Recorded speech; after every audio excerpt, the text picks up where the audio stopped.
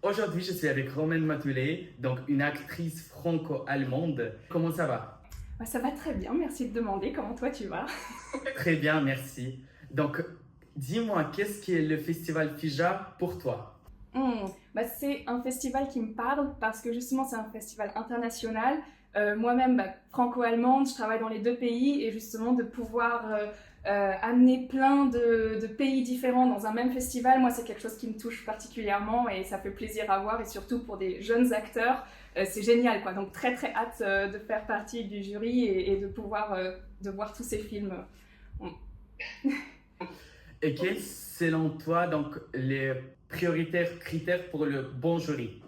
Un bon jury, pour moi, c'est quelqu'un qui se laisse transporter, mais tout en ayant un œil critique, parce qu'il ne faut pas oublier son rôle de jury et justement pas que spectateur. C'est pas que le cœur qui peut parler. Je pense qu'il y a plein d'autres points à prendre en compte.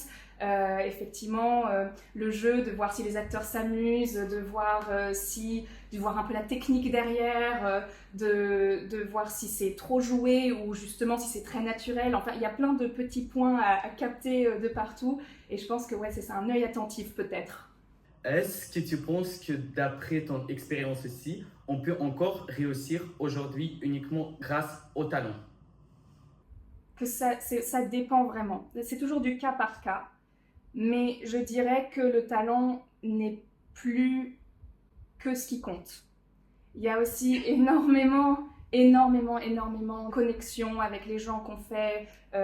C'est par exemple, j'avais fait un court-métrage et grâce à ce court-métrage, j'ai continué à travailler très très régulièrement avec cette réalisatrice parce que ça se passait bien, parce qu'on créait des sortes de familles. Et bien sûr, c'est important aussi d'être bon, de continuer, de titiller son talent, genre de se pousser soi-même, de continuer à s'améliorer constamment. Mais c'est pas que ça. C'est aussi beaucoup aller à la rencontre des gens, c'est beaucoup de networking, ce qu'on pourrait peut-être sous-estimer en tant que jeune acteur. On pense que c'est bon, on passe les castings et après on a une réponse et si ça se passe bien, trop cool. Et puis après, on attend à côté du téléphone. Ça peut être une erreur que j'ai fait aussi dans le, dans le passé. Et en fait, c'est vraiment qu'on apprend que il faut tout le temps être dehors, bouger, faire, parler autour de soi, communiquer, rencontrer des nouvelles personnes et c'est quelque chose de très très important. Et c'est pour ça qu'il n'y a pas que le talent parce qu'il y a aussi cette chose de connexion avec les autres personnes et de bien s'entendre et de se sentir bien sur un plateau. Et je pense que ça c'est aussi important parce qu'on passe beaucoup de temps avec les gens sur le plateau. Toi, tu as double culture franco-allemande. Selon toi, quelles sont les principales différences entre le marché cinématographique en France? Oui.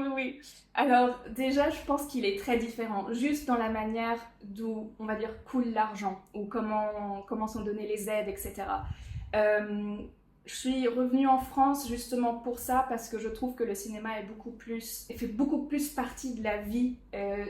C'est vraiment, les Français vont au cinéma, il y a la carte UGC illimitée, la pâté Gaumont illimitée, etc., etc. Et cetera. Et donc il y a cette chose que on va au cinéma, on part, on fait des films, il y a de l'argent qui est mis dans les films, etc.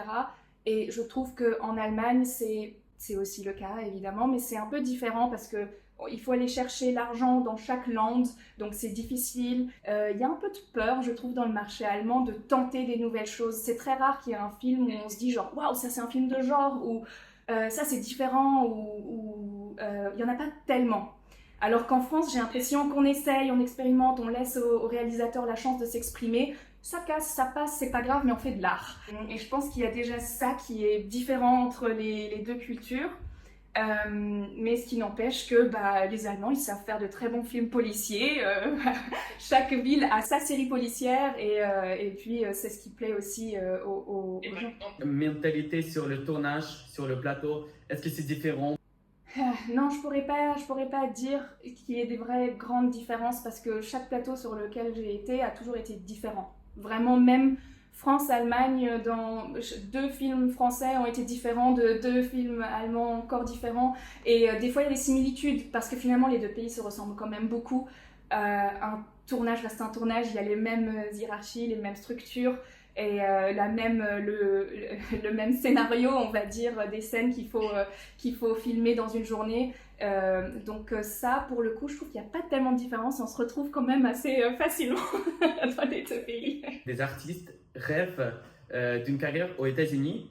Et à ton avis, est-ce qu'encore il y a le potentiel aujourd'hui? Et est-ce que, par exemple, toi, tu as voulu avoir une carrière internationale? Et est-ce que tu penses que c'est bien se mettre et vouloir être à Hollywood? Je vais pas te mentir, au tout début, quand j'ai commencé, c'était genre là, oui, Hollywood, je vais aller là-bas. Mais au fur et à mesure, on se rend compte de la chance qu'on a en Europe du film européen déjà de base. Et aussi, on remarque qu'il faut d'abord se construire une carrière dans son propre pays pour pouvoir partir après. Il n'empêche que je travaille toujours encore pour avoir on va dire une carrière européenne, mais il faut aussi savoir que ça prend énormément de temps. Ça se dit que pour devenir comédien, on va dire, ça prend 10 ans. Et d'accord, ça prend 10 ans dans un pays. Mais quand on essaye de jouer un peu sur tous les tableaux en même temps, et ça fait 10 ans, 20 ans, tout prend énormément plus de temps parce qu'il faut construire son réseau dans chaque pays. Toi, tu es une jeune, belle, talentueuse femme.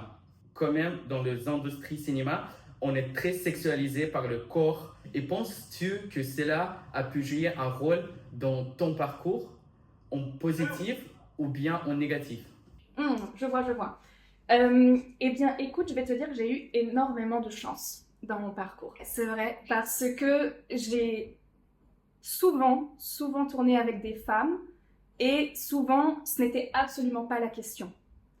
Donc, les rôles que j'ai eu le plaisir de jouer ont toujours été des rôles de femmes qui se cherchent aussi dans la sexualité, peut-être, mais c'était pas montré dans le sens de il faut que je me dénude, il faut que je... Non, c'était vraiment genre je suis amoureuse, ou là je suis une femme en colère, j'ai envie de casser des choses, j'ai envie de monter sur les tables et tout casser.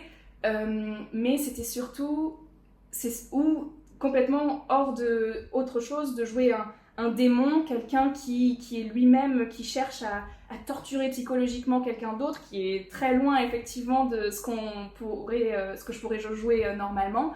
Et c'est hyper plaisant d'avoir justement des réalisatrices qui disent je pense que tu es capable qu'on peut mettre ça complètement de côté, la sexualité, et vraiment c'est juste le personnage que j'ai envie que tu joues.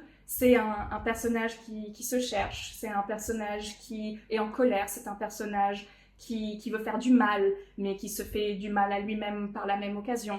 Et donc en fait, c'est vraiment les rôles que moi j'ai eus, ça n'a jamais été lié avec il faut que je montre quelque chose ou il faut que je me dise bon, il faut que j'accepte ce rôle, j'ai pas trop envie parce qu'il faudrait que je sois nue, mais ce serait bien pour ma carrière. Donc j'ai eu beaucoup de chance de ne pas avoir été confrontée à ça, mais je sais que c'est une question qui est difficile, surtout quand on est une jeune actrice, surtout quand on se dit j'ai envie de continuer dans ce métier, j'ai envie de jouer, ce rôle ça pourrait tout ouvrir pour moi, ça pourrait ouvrir toutes les portes. Mais qui sait en fait? Peut-être pas du tout, peut-être on s'est juste vendu et peut-être qu'on s'est senti hyper mal après cette scène et que le film après, il n'aura pas du tout l'écho qu'on pensait qu'il ait ou quoi que ce soit, et après on se sent juste... sali, ou on se dit oh, j'aurais peut-être pas dû, ou après on n'est pas fier de soi. Et je pense que c'est là où il faut vraiment être proche de soi et faire attention, de se dire vraiment qu'est-ce que j'ai envie de faire. Et je pense qu'aujourd'hui c'est encore plus possible d'en parler et de pas avoir peur d'en parler et de dire alors j'ai vu, il y a une scène dans le script, qu'est-ce que vous voulez montrer exactement, pourquoi vous voulez montrer de telle manière, est-ce qu'il y a une autre manière de le montrer? Et il y a aussi des petites astuces, c'est des choses que j'ai lues, c'est jamais des choses que j'ai fait moi-même, mais de se dire que s'il y a une scène de nu, ils se disent d'accord, on fera juste le haut du corps, mais on montrera pas les seins, mais c'est mieux si c'est quand même topless. Eh bien, on peut coller un bout de scotch sur les tétons, un bout de scotch vert, et comme ça, même si la caméra descend, ils peuvent pas utiliser ce plan parce que il y a les bouts de scotch sur la poitrine, et comme ça, on se protège. C'est des petites astuces qu'on peut avoir, auxquelles on pense peut-être pas forcément, mais où on se sent protégé soi et on est contente du résultat et on peut se focaliser que sur le jeu de l'actrice et pas genre mon corps que je dois montrer pour X et telle raison. Mais j'ai eu de la chance. Donc voilà, j'ai pas été confrontée à ça. Est-ce que tu penses que quand même, après 35 ans, 40 ans, c'est compliqué pour une actrice quand même trouver des rôles? Vraiment, tu poses des questions, il faut vraiment que je réfléchisse. Je sais que quand j'ai commencé à être actrice, c'était 30 ans, c'est fini. C'est la fin, c'est la fin, c'est la fin. On voit plus d'actrices à partir de là, c'est la déchéance. J'ai 30 ans maintenant et j'ai pas du tout cette impression-là. J'ai l'impression que les choses changent dans le positif. Je travaille plus, évidemment, parce que je construis aussi une carrière, c'est normal. Et je veux espérer qu'à 40 ans, à 50 ans, à 60 ans, ça va continuer. Et c'est aussi quelque chose que le public remarque, on va dire, avec le temps, c'est que ça nous intéresse finalement de voir des personnes qui grandissent, de voir des personnes de notre âge, de voir un film avec des problématiques qui correspondent à ce qu'on est en ce moment même, à se confronter ou à apprendre encore, puisqu'on continue toujours d'apprendre. Et de se dire, ouais, c'est une série avec une personne qui a 60 ans, et moi aussi j'ai 60 ans, et ça me fait plaisir de voir une actrice de 60 ans, parce que je me vois en elle.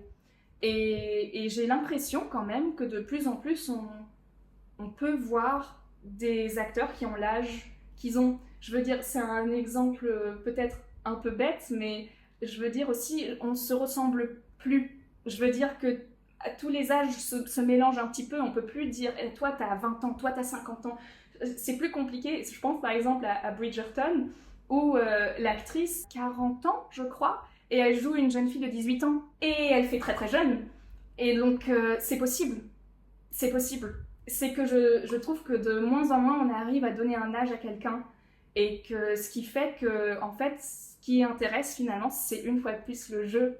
Et donc on revient à cette chose de est-ce que cette personne, cet acteur, cette actrice est le rôle et le personnage, et on se dit ouais c'est génial, et d'accord elle a 50 ans mais elle en fait 30, et du coup elle va jouer cette femme de 30 ans et c'est ok, et j'ai l'impression que ça arrive de plus en plus souvent, et en tout cas c'est quelque chose que j'ai envie de voir et de continuer de voir.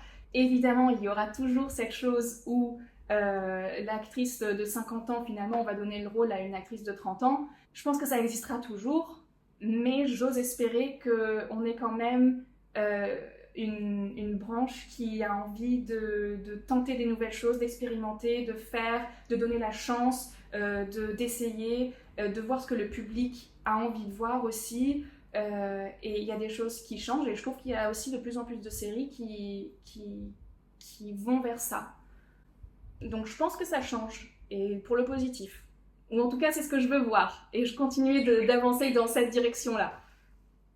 Comment tu as choisi ce métier? Et par exemple, est-ce que tu as eu des défis que toi, personnellement, tu as essayé de passer? Et après lesquels aussi, peut-être, tu t'es dit, maintenant, je suis une actrice, une vraie actrice. Je me suis toujours, on va dire, amusée à faire l'actrice avec mes cousins-cousines. On montait des pièces de théâtre l'été pour les gens du village de mon grand-parent. On passait et on disait, vous voulez voir une pièce de théâtre? Et on jouait pour les gens du village. Et déjà là, on s'amusait. Et c'était une manière de passer le temps, d'expérimenter, de se mettre des costumes et de rigoler. Mais par contre, c'était pas quelque chose que je considérais comme un métier. Même si on voyait les films, les étoiles dans les yeux, et on se disait genre waouh, c'est trop cool, ça j'aimerais faire. Et c'est en fait au moment du bac où vraiment je commençais à réfléchir à mon futur. Et c'était j'ai pas envie de faire ça, j'ai pas pas non plus envie de faire ça. Qu'est-ce que j'aimerais faire? En fait, il y a qu'une chose qui me vient à l'esprit, et c'est d'être actrice, et c'est faire de l'art. Et donc, c'est là que j'ai essayé de rentrer dans des écoles de jeux allemandes, sauf que j'avais dépassé la deadline et je suis là, ma vie est finie. C'est trop tard, je vais devoir attendre 1 an, je n'ai pas le temps. On a le temps, mais je n'ai pas le temps. Et puis là, ma mère m'a dit, mais pourquoi tu n'essayes pas en France? Il y a sûrement une école, quelque chose. Et donc là, effectivement, j'ai pu faire les cours Florent. Et c'est là, en fait, où vraiment, j'ai fait la première année et j'avais un super prof, Julien Delbès, et qui m'a vraiment, qui m'a fait grandir.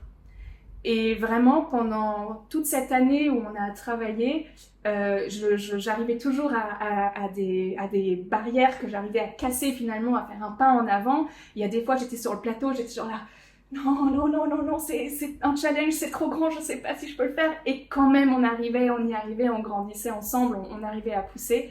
Et pendant cette année, quand les gens me demandaient qu'est-ce que tu fais ou quoi que ce soit, avant j'étais genre là, ah oui, je sais pas trop, j'osais pas trop dire. J'osais pas dire, c'était un peu genre non, non, je suis pas vraiment une actrice donc je peux pas le dire. Et au fur et à mesure de cette année, il y a un moment où quand on m'a demandé, j'ai dit fièrement, je suis actrice. Et je l'ai vraiment ressenti au plus profond de moi et là j'ai fait, j'ai osé le dire. Je crois que maintenant c'est vrai, maintenant je suis actrice vraiment. Et puis ça, voilà, c'est là où d'abord j'étais genre ok, trop cool. Et puis après il y a eu mon premier court-métrage où j'ai le casting, trop bien, c'est que je suis vraiment actrice alors. Et puis ça a continué, ça a continué, ça a continué. Et après, évidemment, malheureusement, on passe toujours par ces vallons, ça monte, ça descend. Et on se dit, peut-être qu'il faut que j'arrête ce métier, c'est foutu, je travaille pas, on attend trop, c'est horrible. Et après, j'ai beaucoup de chance parce que j'ai énormément de personnes qui me soutiennent autour de moi. Surtout aussi ma famille proche qui me dit, où je dis, bon, peut-être que je devrais arrêter. Ils sont là, ah non, tu continues parce que t'es actrice. Et je fais, pardon, comment j'ai pu oublier? Je suis actrice. Et en fait, j'ai beaucoup de chance d'avoir toutes ces personnes qui sont derrière moi aussi, qui me poussent dans les moments difficiles et où je peux aussi me chuchoter dans l'oreille, t'es actrice, t'es actrice. Et même si t'es pas sur un plateau, même si t'es pas sur un tournage, et ben, chaque pas que tu fais, tu es quand même une actrice parce que tout ce que tu vois autour de toi, toutes les aventures que tu vis, les gens que tu rencontres, les petits travails que tu fais à droite à gauche pour continuer, les voyages, les musées, les films que tu vois, ça te nourrit. Ça te nourrit, ça te nourrit, ça te nourrit et ça nourrit finalement ta boîte d'acteurs. Et ce qui fait que la prochaine fois que je serai sur un plateau, et ben c'est ouais, je suis actrice, c'est actrice et j'ai continué toute ma vie à me nourrir. Est-ce que tu as quelques derniers mots, dire à nos chers spectateurs, aux jeunes acteurs qui veulent commencer leur carrière, débuter et voilà. Ok. Alors, très chers jeunes acteurs, je vais dire, il vous faut de la patience. Ne vous découragez pas. C'est un processus qui est long, mais continuez votre chemin, croyez en vous. Ayez des gens qui croient en vous aussi autour de vous parce que vraiment ça change une vie et c'est pas une blague parce que c'est tellement plus dur de se battre seul que d'y aller tous ensemble et avec des gens qui croient vraiment au talent et aux capacités d'être acteur. Aussi de se nourrir, toujours se nourrir, ce qu'on disait, de voir des films, de rencontrer des gens, de partir en voyage, de faire des activités, des hobbies, tout ce qui nourrit, qui fait grandir en tant que personne aussi. Ne pas rester à côté du téléphone. C'est pas parce qu'on a un agent, c'est pas parce qu'on a fait une fois un rôle qu'on doit se dire que maintenant tout roule. Non, il faut continuer, s'accrocher, rencontrer des gens, faire des nouveaux contacts. Et surtout, s'amuser. Parce que je pense que finalement, on fait quand même ce métier pour ça. Et c'est le plus beau métier du monde. Donc, amusez-vous. Voilà. Merci beaucoup. Et j'espère te voir bientôt au Festival Fija, le 11 avril. Oui. Voilà. Merci beaucoup. On se voit au festival. Très hâte de tous vous rencontrer. Et de voir tous les films. Et à très très bientôt. À très très bientôt. Merci beaucoup.